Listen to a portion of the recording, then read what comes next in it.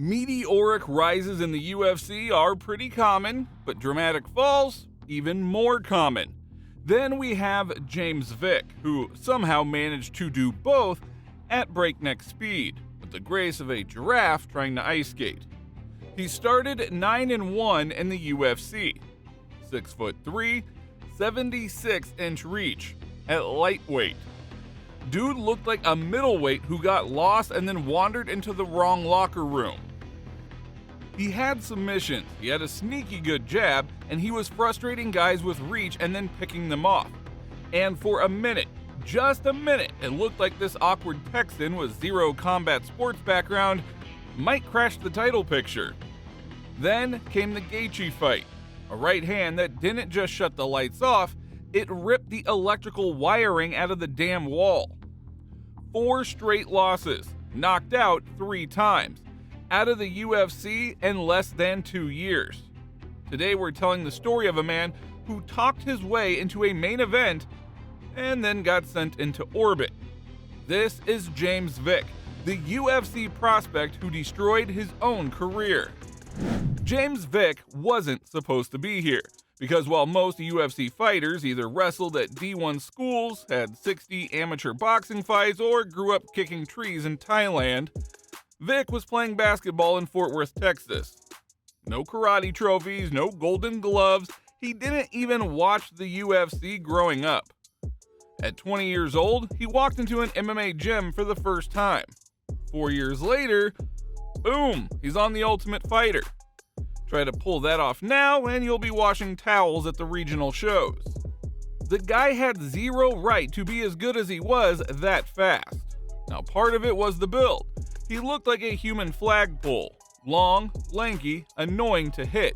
He could throw strikes from outside the zip code, and he had one of the nastiest guillotines in the division. But he also had problems, ones that you could spot early if you knew where to look. His striking defense? Kinda like using a screen door in a hurricane. He pulled straight back, chin in the air, hands low. But for a while none of it mattered, because people couldn't get close enough to test the chin. Vick was on The Ultimate Fighter Live, Season 15, Team Dominic Cruz. He made it all the way to the semifinals before getting choked out by Michael Chiesa. Even then, Vick looked like a problem. He was raw, but he had a weird rhythm that threw guys off. He stayed upright, leaned in with the long jab, and had the sneaky pop on his right hand. And of course, that guillotine. If you shot lazy on James Vick, you were getting strangled. Dana White liked him, the coaches liked him, so the UFC gave him a shot. Vick made his UFC debut in 2013 at UFC Fight Night 26 against Ramsey Nijem. He managed to cinch in a tight guillotine choke and submitted Nijem in 58 seconds. Statement made. After that, he rattled off wins over Valmir Lazaro and Jake Matthews. Now, the Matthews fight was gritty and ugly, but showed that he could survive a dogfight. He ate shots, came back, took over. At this point, Vick was 4-0 in the UFC. Still flying under the radar. No media push, no big pay-per-view cards, just a long, awkward dude stacking wins quietly, kinda like a less dangerous Tony Ferguson. He was getting better too, more confident on the feet, timing was improving, still pulling his head straight back, but it was working, so no one questioned it. The UFC saw potential. He was tall, he had the look, he was American, marketable, weird enough to be interesting, and eventually the matchmakers gave him some tougher names. Now this is where it gets interesting, because from 2016 to 2018, James Vick wasn't just winning, he was beating the brakes off of people. This dude went on a 4-fight win streak in the most stacked division in MMA. Lightweight is not the place for soft guys or inflated records. You either sink or you swim. And for a while, Vick was Michael Phelps.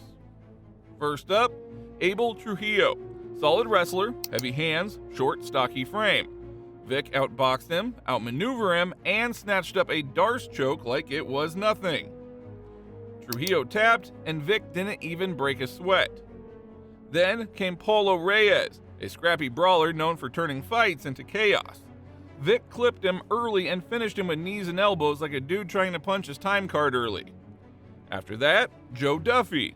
You know, the guy who beat Conor McGregor. This was supposed to be Vick's toughest test.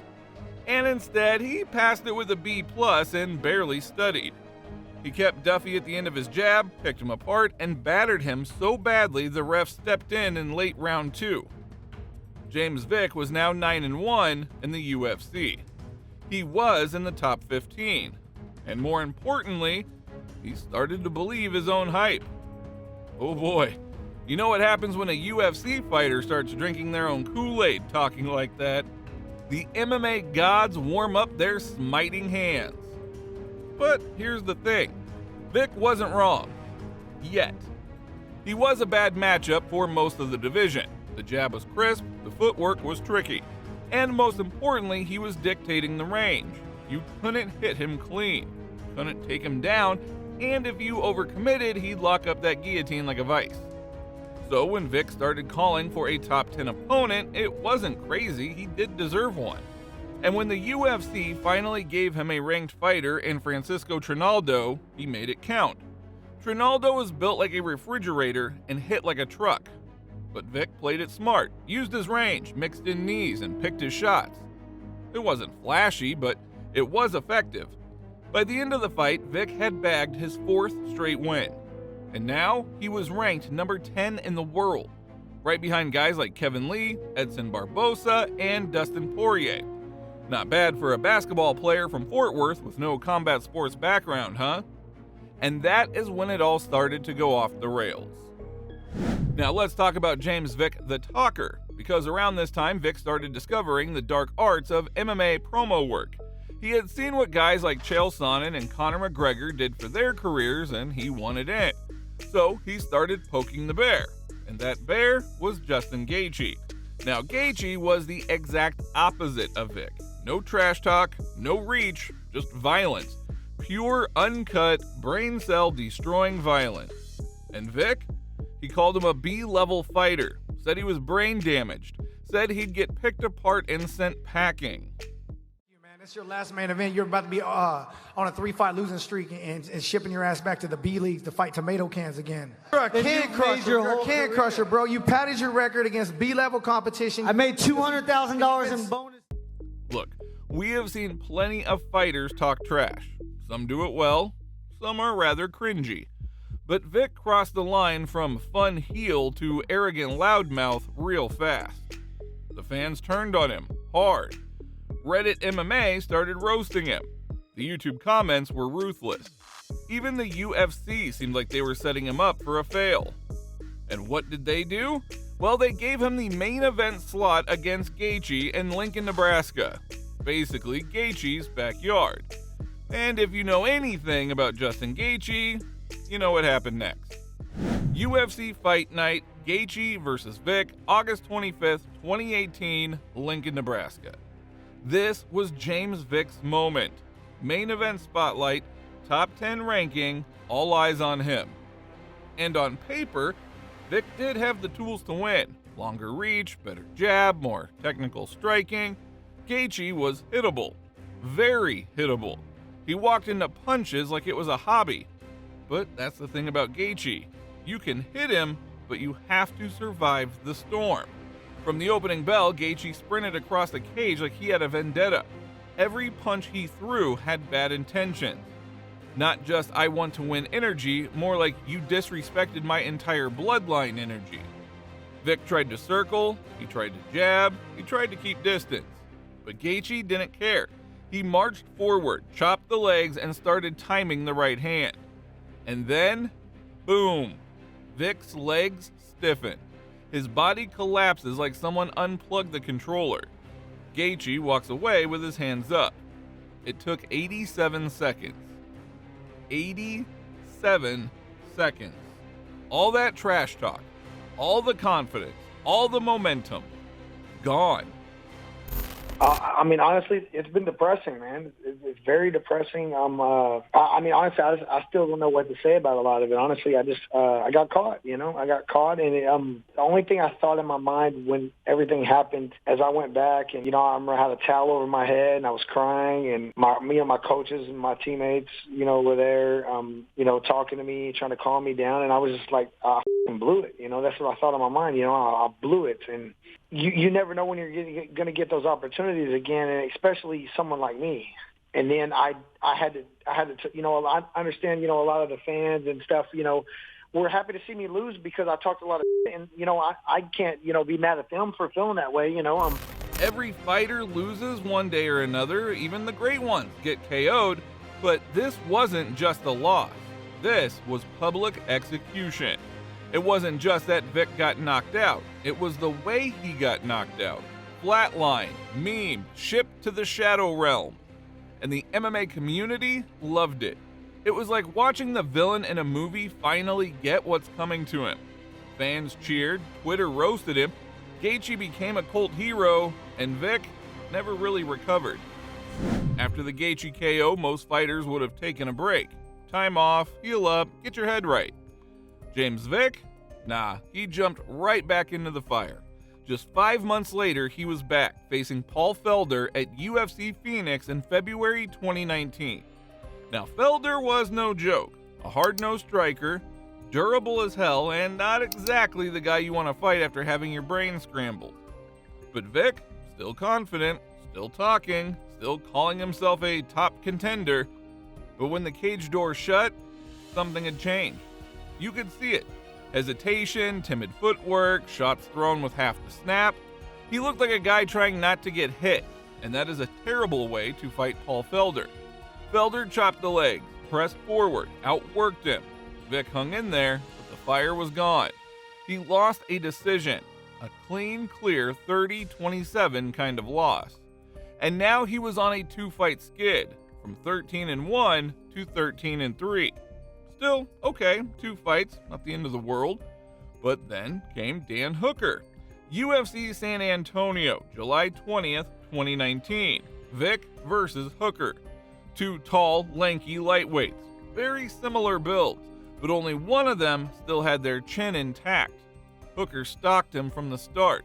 Vick was backing up constantly, throwing out rangefinder jabs. Then left hook, bang, Vick face plants. Again. Almost identical to the Gaethje KO. Same side of the cage, same collapse, same lifeless fall. At this point, fans weren't even shocked. He had gone from contender to highlight reel victim. 3 straight losses, 2 by brutal KO. The UFC gave him one more shot, but this time at welterweight. To be fair, the move made sense. Vick was a huge lightweight. He looked like Slender Man with abs. The weight cut to 155 was brutal. Maybe that was hurting his chin. Maybe moving up would help. So he goes to 170. New weight class, new start, fresh chapter. And they gave him Nico Price, which, if you know Nico Price, that is not a fresh start. That is a maniac with no regard for physics or his own safety. UFC Tampa, October 2019. Vick starts off well, he's using his length, looking fluid, and then he dives into Price's guard. Stays a little too long. Price swings an up kick, catches Vick flush, lights out. It wasn't even a punch, it was a foot to the face from a dude on his back. Another viral KO, another stretcher. 4 straight losses. 3 by knockout, 2 in less than 90 seconds. The UFC had seen enough. He wasn't officially cut, he was just quietly not re-signed. That's how the UFC does it. They ghost you. One day you're in the rankings, the next day you're not even on the roster. No press conference, no goodbyes, just gone. Vick went from a 9-1 UFC record to 9-5, 4 straight losses, 0 wins in nearly 2 years. From a future contender to out of the promotion. Fighters talk about the UFC window. Vick slammed his shut with his face. Alright, time to ask the real question. Just what the hell happened to James Vick? because guys don't just fall off a cliff like that by accident. So let's break it down. First, the obvious. Dude's chin left the building. Some fighters are just done after one brutal KO. It's like their body says, nope, we're not doing this anymore. The Gaethje shot might have permanently compromised him. Sports science tells us that repeated concussions reduce reaction time, make the brain more sensitive. You don't recover the same, especially if you don't take a long enough break. Vick fought Gaethje, then 5 months later fought Felder, then 6 months later Hooker, then 3 months later Nico Price. That is 4 dangerous fights in under 15 months. 2 brutal knockouts, 1 absolute meme KO. His body never had time to catch up. His brain never reset. And when your brain doesn't trust your body, you freeze, you hesitate. And in MMA, that gets you slept. Secondly, the mental wear. Watch Vick fight before Gaethje, then watch him fight after. It is night and day. Pre-Gaethje, loose, confident, sharp. Post-Gaethje, gun-shy, stiff, jumpy. He second-guessed himself. He didn't trust his chin. He didn't trust his offense. Now, fighting afraid is like trying to drive with the parking brake on. You're going through the motions, but you're just waiting for the crash. And mentally, that spotlight was rough. Vick was never beloved. He was a talker, not a fan favorite, and when he lost, people celebrated. Now, that kind of pressure can crack anyone, let alone a guy who just got posterized on ESPN. Let's be real. James Vick should not have called out Justin Gaethje, at least not at that point. He wasn't ready. He was still figuring things out, but the mouth moved faster than his hands. And instead of building slowly, fighting guys ranked 12, 15, he aimed straight for the boogeyman. And Gaethje made him pay. There is a lesson here. Don't talk yourself into a war if you're not ready for battle. After the UFC, James Vick tried to keep the dream alive. Like a lot of ex-UFC fighters, he hit the regional circuit. Smaller promotions, smaller checks, same risks. His first fight post-UFC, a bout with Andre Fiallo, an ex-MMA. On paper, a fresh start. In reality, a bloodbath. Fiallo beat Vick senseless. It wasn't even competitive. By the end, Vick was holding onto the cage just to stay upright. He didn't go out cold, but it was maybe the worst beating of his career. He retired immediately after. And that was in 2021. He has not fought in MMA since. He has had some boxing matches after that, but that didn't work out too well for him either. In fact, his last ever appearance in any sport was at Karate Combat 47, where he got knocked out so bad he went into a medically induced coma. I want to see this insane KO, the kick. Vinny, can you pull up Alves? That was a nice kick. I know how to do that kick, just so y'all know. Oh my God, that's sick. Were you there live? Yeah, I was there live, and it was such a successful event. It ruined my whole mood. I just couldn't be happy after that. Probably the best thing that ever happened to Karate Combat. Oh, no. How long was he out for? A couple days. No. Yeah, they put him in a self-induced coma. Are you serious? Yeah, and he had a respiratory to make sure he stays breathing. I went to him when he woke up. He's like, what do you catch me with? I'm like, switch kick. He's like, oh, man, I want to get back in there. Is he okay? Is he okay now? Yeah, thank God he's okay, man. But I can't morally want to do that. I'm not going to put him back in there. James Vick's story isn't just a rise and fall. It is a warning about hype, about ego, about timing, about fighting smarter, not just harder. Because here's the thing, Vick wasn't bad. He had real skills. He had reach, range, submission threats, slick boxing, and he was 9-1 in the UFC at one point. But he got in his own way. He talked his way into fights that he wasn't ready for. He rushed the climb, and when he got hit, he never really recovered. That's not just about chin. That's about the psyche, the confidence, the trust in your own tools. In fighting, as in life, confidence is everything. And once that is gone, no amount of training can replace it. So where does James Vick sit in the history of the UFC? Is he a cautionary tale, a meme, a wasted talent? Honestly, a little bit of all three. He was a talented fighter who overplayed his hand. He talked his way into a title eliminator and got vaporized. Then he couldn't stop the bleeding. Think of him as a proto-Sean O'Malley, lanky, unorthodox, confident to the point of arrogance, except O'Malley learned to move his head, Vick never did. But let's not pretend he was some scrub. He beat guys like Trinaldo, Duffy, and Matthews. He strung together 4 UFC wins in a row. Now that is hard to do in any division. He had potential, he just mismanaged it badly. Maybe if he had taken his time, maybe if he had fought Gaethje 2 years later, maybe if he had taken a full year off after the KO. Who knows? But that's the tragedy of what-if fighters. You never know how close they were. James Vick came into the UFC with all the tools: size, skill, charisma, and a chip on his shoulder. And for a while it worked. But in the fight game, the higher you climb, the thinner the air. And when you fall hard. Vick wasn't the first fighter to rise too fast, and he won't be the last. But he is one of the most vivid examples of a guy who talked himself into the deep end before learning how to swim. James Vick's career is a lesson in momentum, ego, and knowing when to slow the hell down.